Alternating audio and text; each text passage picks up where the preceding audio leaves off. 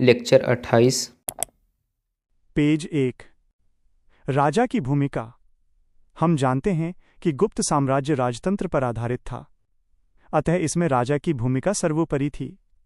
गुप्त शासकों ने राजत्व के दैवीय सिद्धांत का पालन किया था, अतः अपनी प्रजा के लिए राजा पृथ्वी पर ईश्वर का प्रतिनिधि होता था। इस प्रकार राज्य की सारी शक्तियां राजा में निहित होती थीं, जैसे 1. सैन्य शक्तियां, 2. प्रशासनिक शक्तियां, 3. वित्तीय शक्तियां, 4. न्यायिक शक्तियां इत्यादि। उत्तराधिकार का नियम। गुप्त काल में उत्तराधिकार का नियम स्पष्ट था और सामान्यतः राजा के ज्येष्ठ पुत्र को ही राजा का उत्तराधिकारी बनाया जाता था। इसका बस एक अपवाद है, चंद्रगुप्त द्वितीय के द्वारा अपने भाई रामगुप्त को गद्दी से अपदस्थ करना। पेज 2। साम्राज्य का विभाजन। गुप्त काल में साम्राज्य का विभाजन 5 इकाइयों में हुआ था। 1. साम्राज्य, 2. भुक्ति माइनस उपरिक, 3. विषय माइनस विषयपति, 4.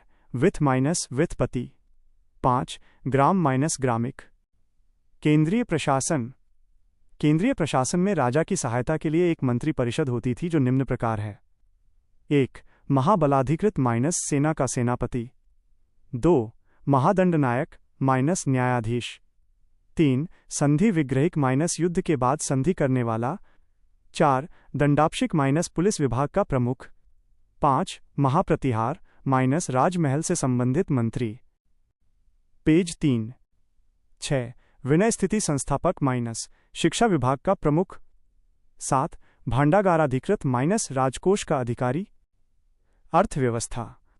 गुप्त काल की अर्थव्यवस्था मुख्य रूप से कृषि पर आधारित अर्थव्यवस्था थी। यद्यपि व्यापार और पशुपालन का भी प्रभाव था, परंतु इनका मुख्य व्यवसाय कृषि था।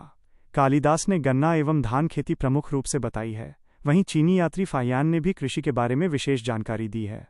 मनुस्मृति के अनुसार राजा भूमि का स्वामी होता था और इस काल में विभिन्न प्रकार के करों का भी विवरण मिलता है। हम जानते हैं कि गुप्त काल की अर्थव्यवस्था प्राचीन काल की सबसे अच्छी अर्थव्यवस्था थी। पेज 4। विभिन्न प्रकार के कर, वेरियस टाइप्स ऑफ टैक्सेस।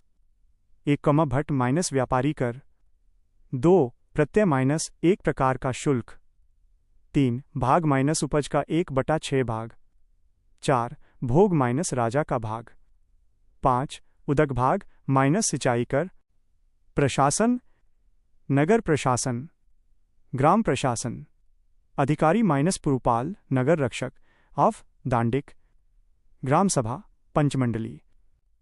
अन्य इकाई, पेठ मोन माइनस गांव का समूह। पेज 5। न्यायिक व्यवस्था। गुप्तों की न्यायिक प्रणाली मौर्यों की अपेक्षा अधिक व्यवस्थित थी और यहाँ 4 प्रकार के न्यायालयों का वर्णन मिलता है। 1. राजा का न्यायालय, 2. पूग न्यायालय, 3. श्रेणी न्यायालय, 4. कुल न्यायालय। सामाजिक व्यवस्था। गुप्त काल में भी समाज का विभाजन 4 वर्णों में किया गया है, परंतु ये विभाजन जन्म के आधार पर है। न्यायिक संहिता के अनुसार चारों वर्णों की तुलना इस प्रकार की गई है। 1. ब्राह्मण माइनस तुला, 2. क्षत्रिय माइनस अग्नि, 3. वैश्य माइनस जल, 4. शूद्र माइनस विष। वराह मिहिर शूद्रों की अलग बस्तियों का वर्णन करते हैं और वर्णों को जन्म पर आधारित बताते हैं। पेज 6। ऐसा कहा जाता है कि शूद्रों को सेना में भी चुना जाता था। चीनी यात्री ह्वेनसांग शूद्रों को किसान कहते हैं। याज्ञवल्क्य की स्मृति में शूद्रों को किसान और कारीगर कहा गया है। मनुस्मृति के अनुसार एक 10 वर्ष का ब्राह्मण 100 वर्ष के क्षत्रिय से श्रेष्ठ है। ब्राह्मणों को उच्च वर्ग से जोड़ा गया है। दास प्रथा इस काल में भी प्रचलित थी। नारद स्मृति में दासों की 15 श्रेणियां और मनुस्मृति में 7 श्रेणियां बताई गई हैं। महिलाओं की स्थिति।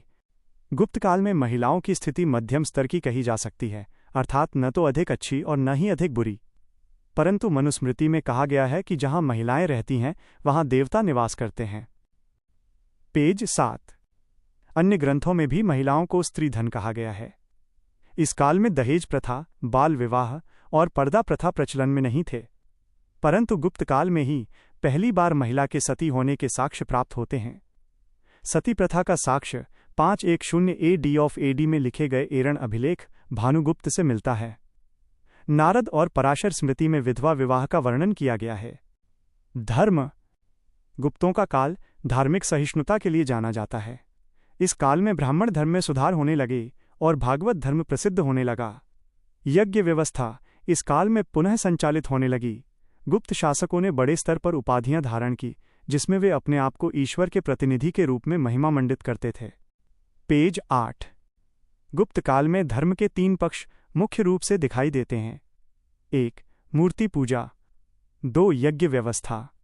3. भागवत और शैव धर्म का अत्यधिक प्रचार प्रसार। गुप्त काल में उत्तर भारत में बड़ी संख्या में मंदिरों का निर्माण हुआ। इस काल में भागवत गीता अत्यधिक प्रसिद्ध हो गई। भागवत गीता ने मुख्य रूप से 2 संदेश दिए। 1. निष्काम कर्म योग। 2. अवतारवाद। इसी काल में शिव एवं पार्वती की पूजा का भी आरंभ हुआ। इस काल में शैव धर्म 4 भागों में विभाजित हो गया। 1. शैव। 2. पाशुपत। 3. कापालिक। 4. कालामुख। पेज 9। यह विभाजन वामन पुराण में उल्लिखित है। बौद्ध और जैन धर्म का विकास इस काल में भी स्वाभाविक रूप से होता रहा। चीनी यात्री फाह्यान कहते हैं कि इस काल में बौद्ध धर्म के केंद्र अफगानिस्तान, पंजाब और कश्मीर हो गए। इस काल में बौद्ध धर्म के प्रसिद्ध संत थे। 1. आर्यदेव। 2. असंग। 3. वसुबंधु। 4. मैत्रेयनाथ।